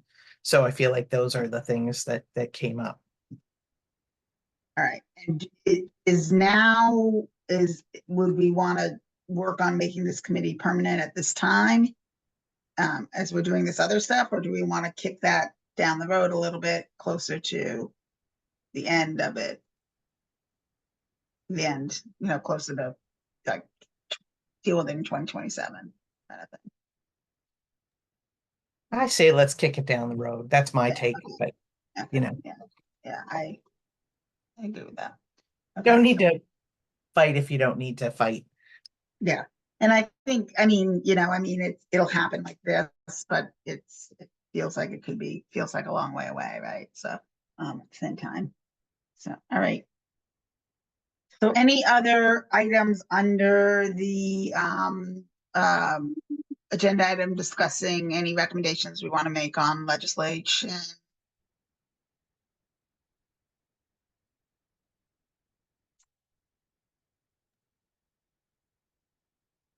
Okay.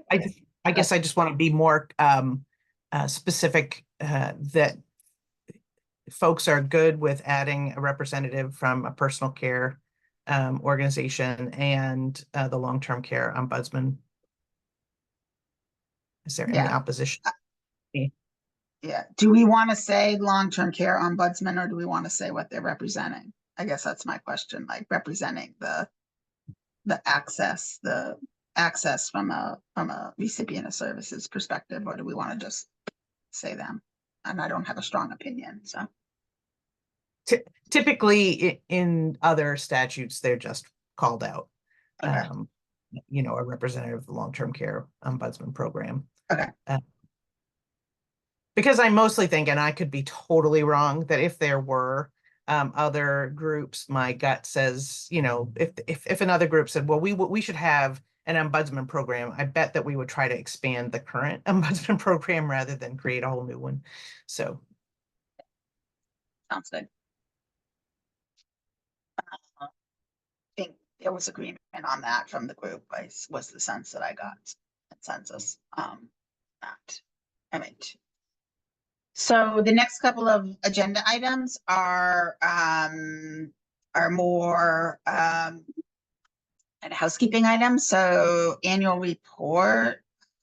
Angie, do you want to lead that chat a little bit and talk about the process and timelines? I am so excited that our last meeting of the quarter is today and not sometime late next month, because our annual report is due on January 1st. And this is not an easy time of the year for people, just period. So having this extra time feels really luxurious and still tight at the same time, right? I have a vision. We have last year's report really provided me with what I think is a great template of like, this is the stuff we did, like how we want to capture that. So obviously all the content would be new, but the template of this is what we talked about in each meeting, I feel like I could produce. And then the second kind of half of the report is this is what we recommend. And there have been some really good conversations in the meeting about what some of the recommendations are. So if it's okay with you all, I'd like to try to follow last year's template a bit and circulate a draft as soon as possible, preferably before the Thanksgiving holidays. So that way you all could have a chance to look at it, provide comments, really dig into it. And so I can pass the first draft maybe to the chairs first so they can help me get it closer, or I could go to everybody. I don't know what you all prefer to be efficient with your time, especially in this season of ending the year and closing things out. I want to make it as easy for you all as possible, but with a big aspiration, right, of being on time for the first time ever, I've asked for forgiveness for the past 2 years for my late report, and I think I might not have to do that this year, which would be really amazing if we can pull it off. Sounds good. Well, technically it's due January 2nd, just to be clear. You got a day of grace. I think that sounds like a solid plan. I think for me, I guess I would suggest sending it to Jess and I first to do a read through. And so when the general committee does the read through, it's kind of, already clean, not necessarily that we're going to clean it up, but like, already, it should be a read and not be as a big of a lift for the rest of the committee members. If that makes sense to others, if others are agreeable to that, and any comment or thoughts on changing the process or satisfaction with the process laid out. Thumbs up from Jess. Sounds good as is. Great. Yeah, thumbs up. Very lame logistical question that would it make sense for it to be kind of a shared Word document that you all have permission to edit? So you can put we'd be putting our comments all in one space. Yes. And I'm fairly sure I can make it accessible for all in that way, but it can be challenging when, like, I'll say Michael sends me a draft with some edits, and then Gloria sends me a draft with some edits, and I don't remember what all the edits are. So you can anticipate a shared Microsoft form, like a shared Microsoft Word document kind of link that everyone can be reviewing and kind of tracking their changes. So that way, if somebody disagrees with you, there's an opportunity to have that conversation and understand how we can wordsmith it to perfection. Yeah, and use the comment function, and yeah, that'd be great. Yeah, thank you. That makes sense to me. Okay. Moving on without any more discussion on that to our 2025 meeting schedule. I think I would love to be able to come out of today with our schedule for next year. We this year set a cadence, and we had to adjust it for a couple of meetings because of, I think it was the second Monday from 9 to 12 is that of the month of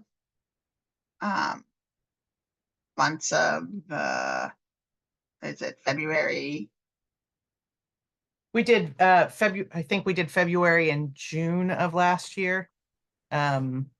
Just to get 2 in during the regular session. Sorry, that was 2 years ago, and then maybe September and November or something. Yeah, I think take the summer off.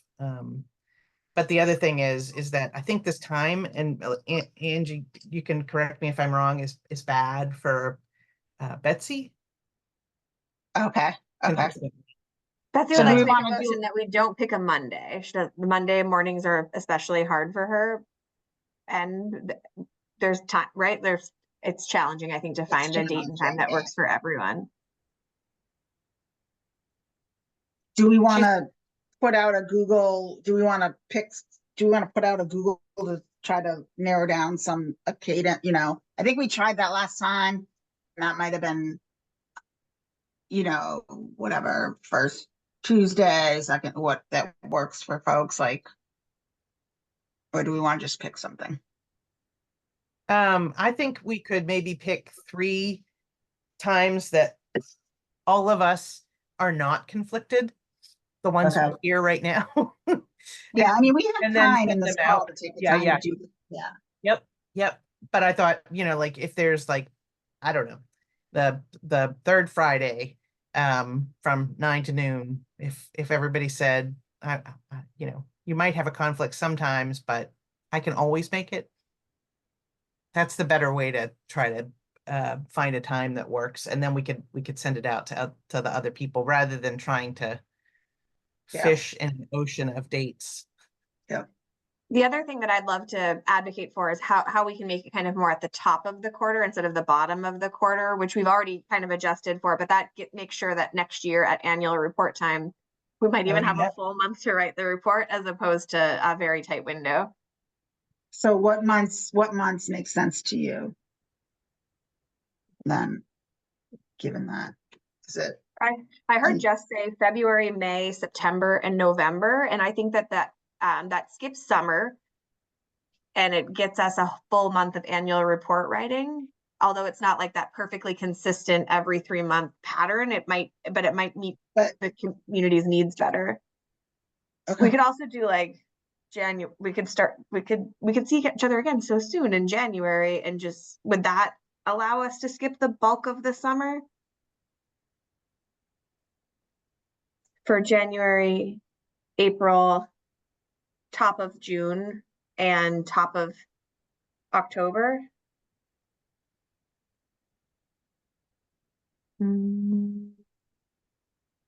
It sounds like I'm asking you guys to meet with me sooner, and I don't mean to be. I guess I not kind of like the necessarily. February, May, September, November. I guess just, I don't know. And we can make it early. I think we could definitely say, maybe we say the first Friday. I don't know. Fridays are often better just because it's not a session day. We've got representatives. Obviously, it's always going to depend on if their committees are meeting on a Friday or not. But at least they're not session days, so it's should be staying away from and big committee days, so staying away from Tuesday, Wednesday, Thursday. So if Betsy can't do Monday, can she not do Monday mornings, or is it, do you know, she just said stay away from Mondays? Angie, do you know? You don't You're know. muted, Angelina. Yeah. She's not able to do Monday morning, but Monday afternoon could be a good potential option. Monday has the challenge of like Veterans Day, President's Day, etc. But I think if we're going for first Mondays, for example, then Labor Day. Yeah. We'll there's head up always going to be against- one. Can't nail a Monday, but we could have an off schedule. Yeah. Labor Day's on the 1st this year, so that won't even feel like a beginning of a month. That'll feel like still August. So Monday afternoons, Friday mornings, those work for folks on this call. The first.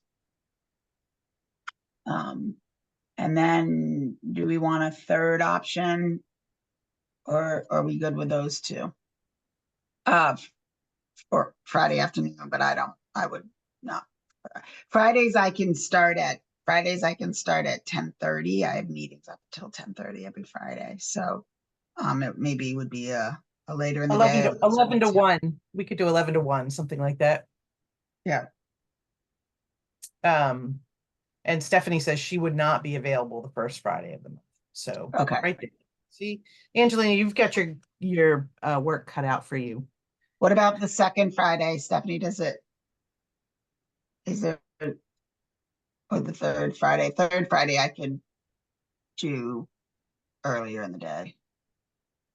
I don't want to add to confusion or whatnot, Yeah. but yeah, the first Friday morning of every month, we have our executive leadership meeting. So it's typically 9 to noon. So after noon would be perfectly fine. Okay. And or a different Friday? Yep, the second, third, or fourth Friday would work. Absolutely. Okay, Gloria?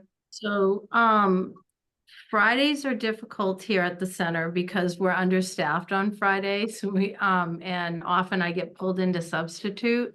So they're a little challenging for me. And also I couldn't do the 21st because that's our February break. Okay.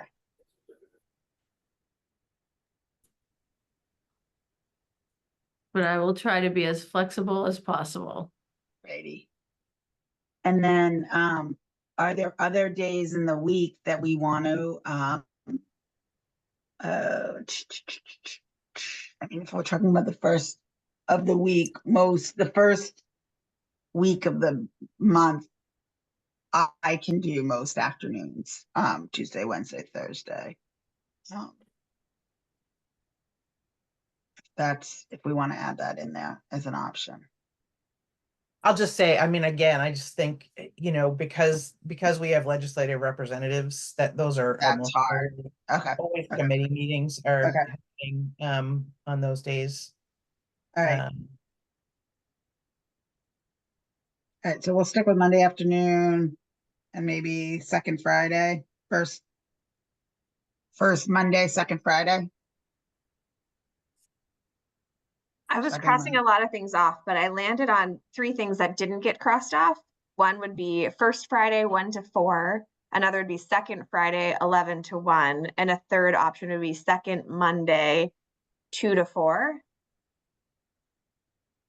Okay. I made the second Monday portion of it up, but I just heard first Monday wasn't an option because of Labor Day. But then I think second Monday is not technically a problem as long as it's in the afternoon until I find the holiday that it is a problem for. It's a technical problem depending on when, like it would be for me, and Betsy, because that's our board meeting on February, the second Mondays every other month. So it would only be a problem for first is fine. First and third, fourth, all of those are fine. But the second, we're the second Monday of every other month for board meeting. So I can't throw my board under the bus. And Mary Jane too. What am I saying? Mary Jane couldn't make it. Right. Do the first Monday, knowing that Labor Day would be, do you have a board meeting in September, Jess? Yes, we do, but that's fine. We move it. I mean, we're the second. Yeah, yes, we do. Sorry. Yes, we do. We have a second. Got it. Or in No, September? we don't. We don't have a board meeting in September. We have one in August. That's right. Yeah. So yeah, we're fine in September. Okay. So we could do that. Yep. We could do the first and then in September do the second for Labor Day. So for next steps, I'll pitch those 3 options to everyone on the committee, and hopefully we'll land a time via voting that is good for more than just those of us who made it to the call today. Beautiful. Okay. And I would say, I mean, just of note, if we're gonna do, it looks like some of them were doing 2-hour-long meetings and some were doing 3 hours. So I guess we should 3. So 11 to 2 and 1 to 4. Yeah. Yeah, I'd rather block out 3 hours. If we don't take the 3 Then we hours, get at it, least right. I cut it down. Yeah. Okay. So let's The other really big hiccup that I'm embarrassed to admit is that when I created them on Zoom created people's calendar invite. And so for those of you who have a relationship with Zoom has created some calendar invites for the previously scheduled times, and I can't make them go away because that's about you and your relationship with Zoom and not about me being able to cancel things after Zoom has already created your calendar invite. So I will also include that in our messaging, update our webpage accordingly, and email the interested parties list. But I just want to flag for you, if you're seeing a calendar invite in February for the wrong time. It is in fact the wrong time, because we will get the right time on everyone's calendar, but I can't undo the support that Zoom has offered us all. Right. Okay. Zoom is problematic from time to time. Yeah. Okay, so are we good there on the meeting schedule? We got a plan there. Okay, so offer now our final, before we close out, our final opportunity for public comment. If anybody wants to make a comment at this time, they can raise their hand. Jillian, I see, has your hand up. Angie will coordinate that. Sorry about that. I had someone standing in my doorway when you asked a question. Okay. Okay, so I was just kind of looking back on my notes because it's hard to remember all that stuff at the end. Okay, so just talking about what Representative Craven said about the MERTCs, because we, you know, I would say we have between 30 and 40 case managers here. And speaking specifically to the MERTC seems to be a bit more of a struggle than actually hiring bachelor's degree case managers. So like our children's program is super stable with recruiting and retention. They have 4-year degrees, but the MERTCs who actually just have a year and don't translate from a 4-year degree with any sort of like add-on trainings, I've reached out to the Muskie because I don't know when they implemented their program of MERTCs, but ever since it happened, it's been way more challenging. And then of course the pandemic happened, right? So our organization, it's probably one of our biggest services, and it's very well funded. So any organization has the ability within their means for mental health case management to raise the wage of their worker. The problem is when you go out to market and you look at the wages, we're probably the most competitive with pay, and we're in the process of raising wages again, but it's almost like you go out to the market and you see the jobs and then nobody raises the wage because you're competitive with your competitors. But I do think, you know, we're going to kind of set the stage on leading the wage on that. So then all of our competitors' wages will go up too because ours does. But I think it's in the training. There seems to be something lacking in the MERTC training over the last 5 years since the rule change that's just different from before. And I can't put my finger on except that they're not well trained.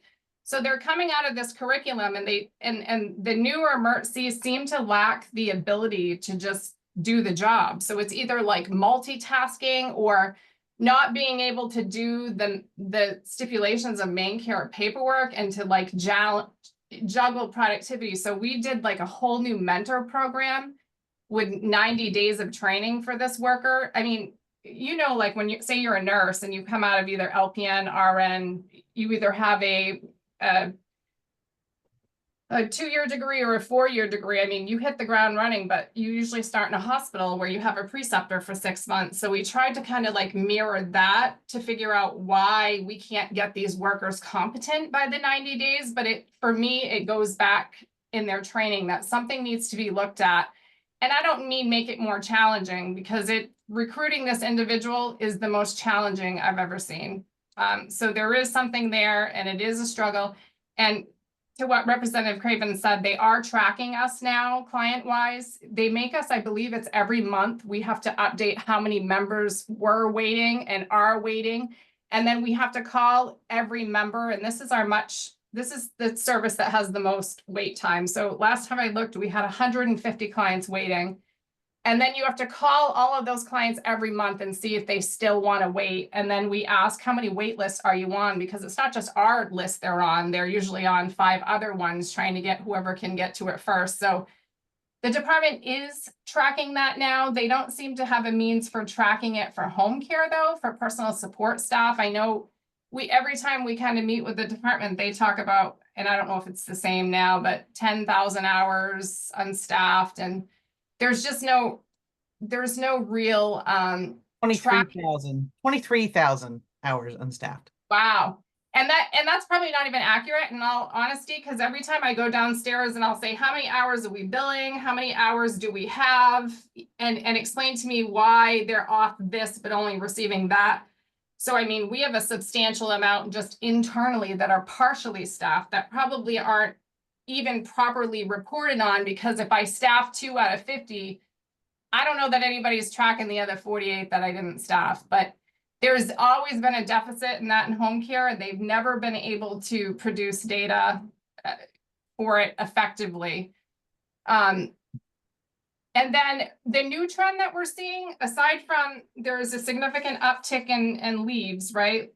And there's new leaves coming. So we're seeing a lot of people utilize leaves now more than ever. So we're juggling with like mental health case management. Sometimes we could be juggling 2 to 5 leaves at any given time. It can be a medical leave. It can be a family member died type of a leave. But coming out of the pandemic, people are taking more leaves. It could also be burnout. So we had to like focus on adding, what's it called? When you roll out your health insurance, we paid like $6 to $9 grand to add Inland Hospital to start helping us work with our employees on their financial health and their marital health and give them some counseling and stuff like that, because people are burnt out primarily from the pandemic. And I don't think we've fully seen the effects of it, but people are still trying to manage what the pandemic did to their mental health while also delivering mental health care, right? So that's an unmet need. And I know Inland is still doing some stuff with that, but we found it wasn't enough. So we actually bought Inland's going to work with us directly on helping with our employees and helping to divert burnout, because we hear it frequently. They're burnt out. So, and what was the other thing? Oh, the newest thing is the interns. Internships have gotten really competitive. So like if you want to try to use an intern, say for case management, because we try to find creative uses for interns, you know, and how their degree translate here into work and whether or not we can bill it. But what we're finding is, you know, 20 years ago when I was an intern, you didn't get paid. But in the last kind of 5 years, there's been this emergence of, I have to be paid. I can't afford not to be paid. And sometimes the colleges tell us if it's paid or unpaid, so we can't navigate that. But we find a lot of people want to like negotiate. If I come on 10 hours a week for you, I need to be paid. And so you try to like pay that into something that's going to work out long term for them and not them quitting when their internship's done in 5 months, right? Because it's not really valuable for the agency if there's not some sort of like a long-term investment in it. But that's a newer thing we're seeing. And I just kind of looked, I just looked at our applicants and I was kind of floored that the pool of candidates isn't down. It's just people's commitment to the work seems to not be there. So when I just looked, we're averaging for the whole year, some up, some low, but I would say a monthly average, 120 applicants for our positions. And we probably hire 15 a month, 12 to 15. So the pool of candidates is there. It's just what I'm seeing is like, say I hired 35 PSS this year, I probably am down 37 PSS. So if I can't get them to the year, they don't last. And so we're trying to figure out how to get them to that first year with like all kinds of new creative things, but it's not working. For the first time in 25, 30 years, we can't keep this level of a worker.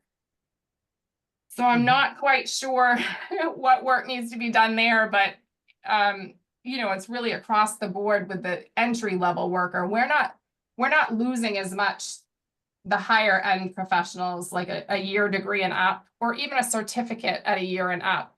But the entry level workers are burning and churning. And every month I review the statistics and who referred them and where they came from, how did they hear about us, and why did they leave? And I couldn't give you, if I gave you a spreadsheet, it's like you can't fix it, because every month it's 12 new reasons why a worker is getting done that the month before didn't state. I can't explain it, like the death of a loved one or the employee got sick and now they have to care for mom, or childcare. And it's not childcare. I might see one every couple months on that. So it's hard to fix it because the reasons are more diverse than I've ever seen. Like back in the day, you could say benefits, or you could say a lack of a guarantee of full-time work. But anytime I open it up, there might be just one of those.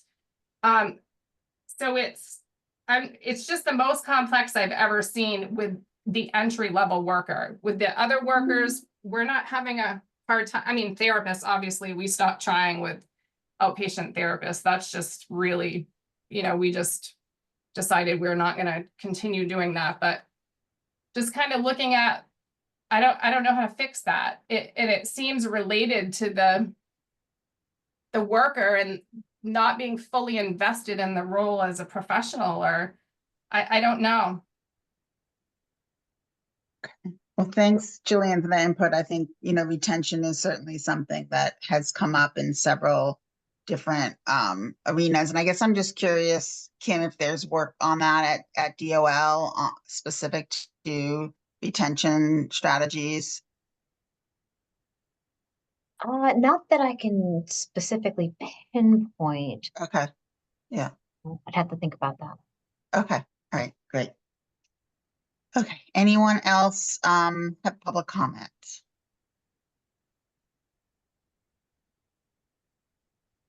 All righty. So we will next be getting some communication out from Angie on our annual report and our next meetings, and then we'll be in touch soon. Thanks, everybody. Thanks. Everyone.